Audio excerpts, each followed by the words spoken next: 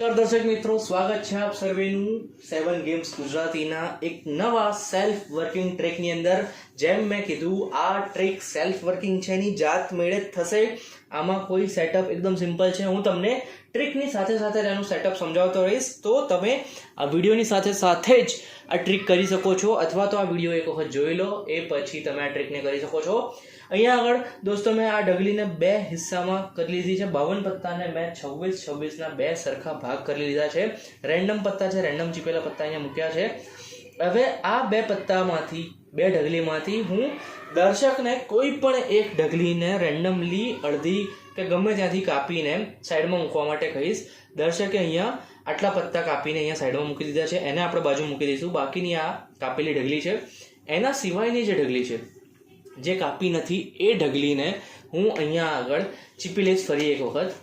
એકદમ શાંતિથી તમે એને ચીપી શકો છો. અને એ પછી એમાં જે છેલ્લું પત્તું છે, એ હું દર્શકનું પત્તું અહીંયા દર્શકને બતાવી દઈશ. તમને પણ વિડીયોમાં હું બતાવી દઈશ કે દર્શકનું કયું પત્તું છે, એ તમે જોઈને ધ્યાનમાં રાખજો. હવે કરવાનું એવું છે કે આમાંથી હું શફલ કરીશ આવી રીતના કે એક પત્તું નીચે દર્શકની બાજુથી, એક મારી બાજુથી, એક દર્શકની બાજુથી, એક મારી બાજુથી, એક દર્શકની બાજુથી, એક મારી બાજુથી, એમ કરીને હું આ પત્તાને શફલ કરીશ. ઠીક છે? આ પત્તાને હું આવી રીતના એક નીચે, એક ઉપર, એક નીચે, એક ઉપર કરીને અહીંયા આગળ શફલ કરી દઈશ. આ પત્તા શફલ થઈ જાય પછી આપણે આ ટ્રીકને આગળ કન્ટિન્યુ કરીશું. એક દર્શકનું, એક મારું, એક દર્શકનું, એક મારું, એક દર્શકનું અને એક મારું. આ પત્તા અહીંયા આગળ શફલ થઈ ગયા છે. હવે આ શફલ થયેલા પત્તાને હું આ જે બીજી ઢગલી છે, જે કાપેલી હતી, એની ઉપર મૂકી દઈશ. એટલે આ પત્તું રેન્ડમલી, બિકોઝ પહેલું જે પત્તું હતું એ રેન્ડમલી કાપેલું હતું, એટલે આ પત્તું પણ રેન્ડમલી અહીંયા વચ્ચે મિક્સ થઈ ગયું છે. ઠીક છે? હવે આને પણ હું ફરીથી એક વખત શફલ કરીશ. સેમ રીતે એક નીચે, એક ઉપર, એક નીચે, એક ઉપર, એમ કરીને આ ઢગલીને હું ફરીથી એકવાર શફલ કરી દઈશ. નીચે ઉપર કરીને ફટાફટ આપણે આને શફલ કરી દઈએ. એક પત્તું નીચેથી, એક ઉપરથી, એક નીચેથી, એક ઉપરથી કરીને બાકીના જે પત્તા છે એને ફટાફટ કરી દઈએ. તમે પણ આ ટ્રીક સાથે સાથે કરી શકો છો. પ્લસ તમે મારી સાથે આ વિડીયો આખો જોઈને એ પછી પણ ફરીથી આ વિડીયોને પ્લે કરીને આ ટ્રીક તમારે જોવી હોય તો તમે એની સાથે પણ ટ્રાય કરી શકો છો. ટ્રીક સેલ્ફ વર્કિંગ છે, એની જાતે થતી રહે છે. એક પત્તું ખાલી તમારે આવી રીતના શફલ કરવાનું છે કે એક નીચેથી, એક ઉપરથી, એક નીચેથી, એક ઉપરથી, એક નીચેથી, એક પત્તું ઉપરથી, એક નીચેથી, એક ઉપરથી, એક નીચેથી અને એક ઉપરથી. આવી રીતના તમારે આ ટ્રીકને શફલ કરવાની છે.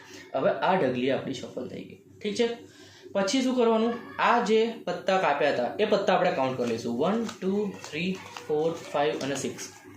આ 6 પત્તા કાઉન્ટ કર્યા.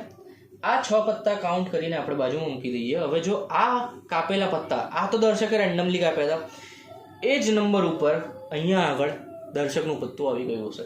તો 1 2 3 4 5 અને આ 6 નંબરનું પત્તું એ જ છે જે અહીંયા આગળ મેં તમને વિડીયોમાં બતાવ્યું. તો દર્શકે અહીંયા કન્ફર્મ કરી દીધું છે.